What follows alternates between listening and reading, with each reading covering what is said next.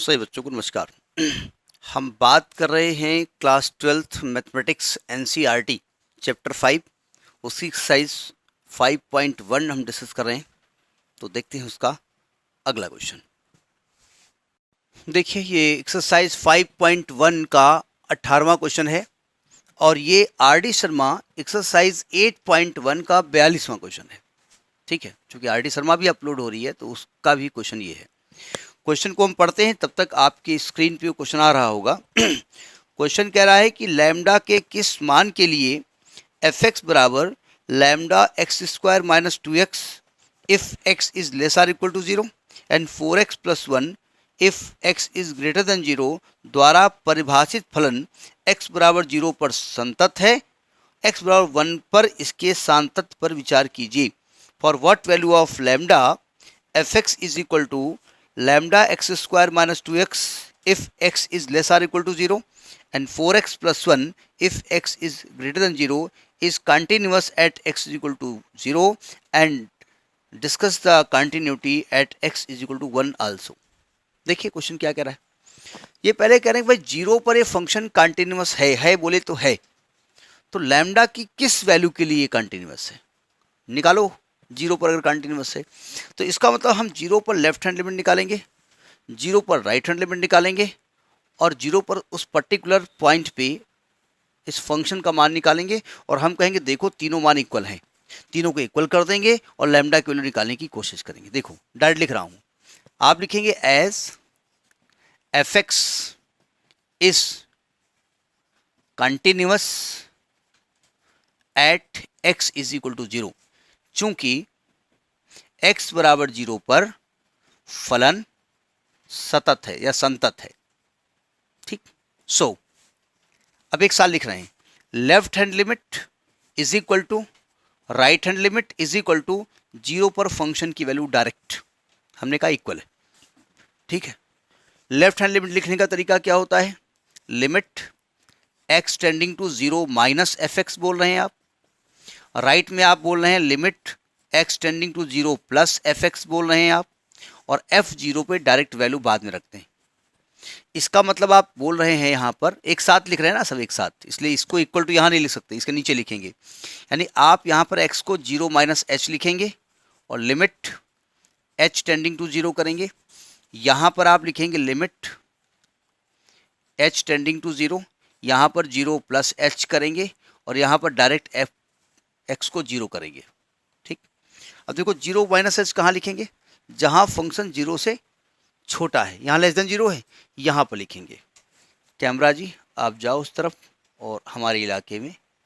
अच्छा देखो यहाँ पर लिखते हैं तो क्या लिखेंगे, lambda limit h tending to 0 lambda, यह आएगा 0 माइनस एच का whole square minus 2 0 minus h, ये यहाँ लिख दिया, इज इक्वल टू नीचे लिखे दे रहे हैं।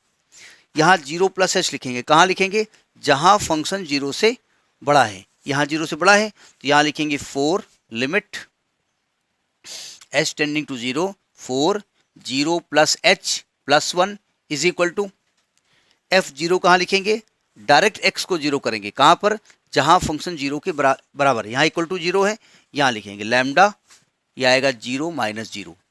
तो h को 0 करोगे तो ये पूरा नीचे 0 आ जाएगा, तो आएगा lambda into 0 is equal to, जब h को 0 करोगे यहाँ 1 बचेगा बराबर लैम्डा इंटू 0। तो अगर इसको बराबर कर दें तो लैम्डा का मान 1/0 आ जाएगा इन्फिनिटी। अब इसको नॉट डिफाइंड तो नहीं करेंगे तो नॉट पॉसिबल कर सकते हैं, नॉट पॉसिबल, यानी कि लैम्डा की कोई भी ऐसी वैल्यू नहीं है जिस पर 0 पर फंक्शन कंटिन्यूअस हो। आप लिखेंगे there is no value of lambda, there is no value of lambda at which function fx is continuous at x is equal to 0। ठीक है, हिंदी में लिख देंगे कि लैम्डा की किसी कोई भी ऐसा मान नहीं है जिस पर फंक्शन 0 पर कंटिन्यूअस हो। पहला पार्ट समझ में आ गया। दूसरा कह रहे हैं कि भाई 1 पे आप डिस्कस करो, तो 1 बोले तो ग्रेटर देन 0, तो 1 पे जब हम डिस्कस करेंगे तो फंक्शन तो यही रहने वाला है, तो यानी यहाँ पर तो कंटिन्यूस होगा ही होगा। हमने कहा था ना कि जिस पॉइंट पे फंक्शन चेंज हो ही नहीं रहा है वही कर्व है, तो कर्व तो कितना भी लंबा, कितनी भी प्लेस में वो खींचा जा सकता है। ठीक है, तो 1 पे डिस्कस करने जा रहे हैं हम। वैसे तो दिख रहा है कि फंक्शन अपना नेचर नहीं चेंज कर रहा है, कर्व वैसा ही बनेगा अगर ग्राफ बनाए इसका, इसलिए कहीं ये ब्रेक होने वाला नहीं है। ठीक है, ब्रेक होने में दिक्कत आती है अगर अंडर रूट के अंदर हो तो नेगेटिव आने की संभावना है, वहाँ ब्रेक हो जाएगा, और अगर रूट के अंदर नहीं है, अपान में है, तो 0 आने की संभावना है। ठीक है, तो अब हम डिस्कस करने जा रहे हैं at x is equal to 1। तो जब हम लेफ्ट हैंड लिमिट निकालेंगे तो कैसे लिखेंगे, limit x tending to 1 plus, left है सॉरी, 1 माइनस एफ एक्स, यानी यहाँ लिखेंगे f1 माइनस h। लिखने का तरीका आपका क्लियर याद है, इसलिए हम ज़्यादा उसमें दिमाग नहीं लगा रहे हैं। यानी x को क्या लिखेंगे, 1 माइनस एच। कहाँ लिखेंगे, जहाँ फंक्शन 1 से छोटा है। अब 1 से छोटा है, 0 से बड़ा है, तो यही लिखेंगे ना आप। तो लिखेंगे limit h tending to 0 4 1 minus h plus 1। तो जब आप h को 0 करोगे तो ये 5 आएगी वैल्यू। ठीक, ये तो हो गई लेफ्ट हैंड लिमिट। अब हम निकालेंगे राइट हैंड लिमिट। यहाँ 1 प्लस लिखेंगे, यहाँ 1 प्लस लिखेंगे, यहाँ 1 प्लस लिखेंगे, तब भी 5 आएगा। अब आप डायरेक्ट x को 1 लिख देंगे तो तब भी 5 आएगा।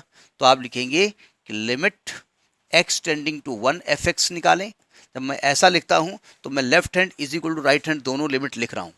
इज इक्वल टू f1 है, so it is continuous at x is equal to 1, अतः यह x बराबर 1 पर संतत है। ठीक, ये डायरेक्ट कर देंगे।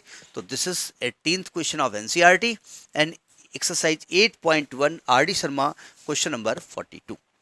ठीक, देखिए बात करेंगे 19th क्वेश्चन ऑफ एनसीईआरटी, और ये आर डी शर्मा एक्सरसाइज 8.2 का 12वां क्वेश्चन है। ठीक है, जब तक हम क्वेश्चन पढ़ते हैं तब तक आप दीदारे क्वेश्चन करिए, आपकी स्क्रीन पे आ रहा होगा। क्वेश्चन कह रहा है दिखाइए कि gx बराबर x minus greatest integer x द्वारा परिभाषित फलन समस्त पूर्णांक बिंदुओं पर असंतत है, जहां जो ब्रैकेट लिखा है x एक महत्तम पूर्णांक निरूपित करता है जो x के बराबर या कम से या x से कम है।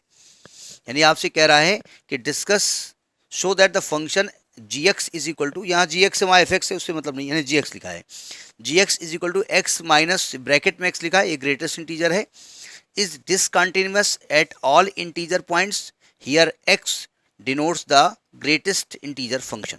क्या बोल रहा है ये, देखिए एक फंक्शन लिखा है gx, उसकी वैल्यू है x माइनस, ये x minus greatest integer of x। Greatest integer जिसको महत्तम पूर्णांक कहते हैं, ये आप जानते हैं क्या होता है। देखिए अगर आप कोई नंबर सिस्टम, एक नंबर लाइन बना लो 0 1 2 3 -1, अगर आप किसी इंटीजर का ग्रेटेस्ट निकालोगे तो वही आएगा, 3 का 3 रहेगा, -1 का -1 रहेगा। लेकिन अगर आप इसके बीच में कोई नंबर लेते हो, जैसे आपने 1.1 लिया, तो सिंपल सी बात है कि 1.1 के जस्ट पहले जो सबसे बड़ा इंटीजर होगा वो लिखा जाएगा। तो 1.1 कहीं यहाँ पर आएगा, उसके जस्ट पहले 1 आना है, जिसकी वैल्यू 1 आएगी। ठीक है, ये ग्रेटेस्ट इंटीजर की बात हो रही है। ठीक है, जैसे मान लिया मैं यहाँ पर एक नंबर a ले लेता हूँ, तो a के पहले a-1 होगा, a के बाद में a+1 होगा, इधर एक ज़्यादा होगा, इधर एक कम होगा। तो अगर आपको पर्टिकुलर a ही लिखना है तब तो a रहेगा, अगर यहाँ पर लिखोगे तो क्या आएगी वैल्यू a, और यहाँ लिखोगे क्या आएगी वैल्यू a-1। समझ में बात आई। तो ये कह रहे हैं कि किसी भी पूर्णांक पे, किसी भी इंटीजर पे ये डिसकंटिन्यूअस है, तो उस इंटीजर को a मान लें। तो हमने मान लिया कि let x is equal to a be an integer, x बराबर a एक पूर्णांक है। ठीक, कैसा भी हो सकता है, नेगेटिव पॉजिटिव कुछ भी हो सकता है। तो अब निकालते हैं हम लेफ्ट हैंड लिमिट a पर, limit x tending to a minus f x, यानी कि f a minus h limit h tending to 0, यानी limit h tending to 0, x को लिखेंगे a माइनस h, लिखो यहाँ पर, तो आएगा a minus H minus greatest integer a minus H. देखो यहाँ तो h को 0 कर देंगे, यहाँ पर थोड़ा h 0 नहीं है, लिमिट का मतलब है very very very close to 0, but it is not 0। ठीक है, वो भले .000000000 बहुत सारे लंदन तक 0 और 1 हो, लेकिन ये 0 नहीं है, लेकिन माना 0 जाता है। देखो यहाँ जब लिमिट रखेंगे तब तो ये a बचेगा, h 0 हो गया माइनस। यहाँ देखिए अगर मैं नंबर लाइन की बात करूं तो अभी हमने कहा कि नंबर लाइन पे कोई भी अगर इंटीजर आप a मानते हैं तो इसके जस्ट बाद a+1 आने वाला है, इसके पहले a-1 आने वाला है, ये हमने कहा ना। अगर a माइनस कर रहे हो तो आप a से थोड़ा सा पहले यहां कहीं हो, यानी ये नंबर जो आपका a- समथिंग है, जो भी समथिंग है, जो भी वैल्यू है, वो है तो a के बहुत नजदीक, लेकिन a के पहले है ना, a के पहले आप यहां पर आने वाले हो। तो अगर यहां पर आने वाले हो तो इसका महत्तम पूर्णांक ग्रेटेस्ट इंटीजर क्या होगा, हमने कहा था उसके जस्ट पहले वाला इंटीजर, यानी a-1, यानी ये a-1 आने वाला है, यानी कि a-a+1 इज इक्वल टू 1, यानी कि आपका जो लेफ्ट हैंड लिमिट आई है LHL वो 1 आई है। समझ में आ गई बात? ठीक, अब राइट हैंड निकालने जा रहे हैं। राइट हैंड लिमिट में क्या करेंगे आप, a+ लिखेंगे, a+ लिखेंगे, यहाँ प्लस लिखेंगे, यहाँ प्लस लिखेंगे। अब वैल्यू कैसे निकाली जाएगी समझिएगा। जब h को 0 करोगे तो ये तो a हो जाएगा माइनस, यहाँ देखिए अगर a+ कर रहे हो तो आप कुछ प्लस यहाँ कुछ कर रहे हो, कुछ भी प्लस कर रहे हो, कोई भी चीज प्लस कर रहे हो, तो यहाँ कहीं पहुंच गए हो ना, a के थोड़ा सा आगे। तो आपको ग्रेटेस्ट इंटीजर में क्या लिखना है, इसके जस्ट पहले जो इंटीजर है a है ना, तो इसकी वैल्यू a हो जाएगी, यानी ये 0 आ गई। तो राइट हैंड लिमिट की वैल्यू क्या आ गई 0। जब लेफ्ट हैंड लिमिट और राइट हैंड लिमिट इक्वल नहीं है तो ये फंक्शन अपने आप डिसकंटिन्यूअस होगा, लेकिन आप चाहो तो चेक भी कर लो, ठीक है, नहीं चेक मतलब उस पर्टिकुलर पॉइंट वैल्यू निकाल लो। अब डायरेक्ट, अच्छा इसमें हमने हर जगह f लिख रखा है तो आप इसको भी fx मान लो, क्योंकि यहाँ g लिखा है, g लिखना चाहिए, यहाँ तो हम चेंज कर नहीं सकते, वही चेंज किए दे रहे हैं। अब डायरेक्ट a पर वैल्यू निकालो ga, तो आएगा a minus greatest integer a, तो ये तो a माइनस a ही हो जाएगा, 0 हो जाएगा। तो यानी कि उस फंक्शन पे जो वैल्यू है ga, क्या लिख रहा हूँ भाई, उसको f माना है ना हमने, fa, तो डायरेक्ट fa निकालेंगे तो 0 आ जाएगी वैल्यू। तो आपने क्या देखा कि fa minus h is not equal to fa plus h but is equal to fa, so it is not continuous, ये discontinuous होगा, ठीक है।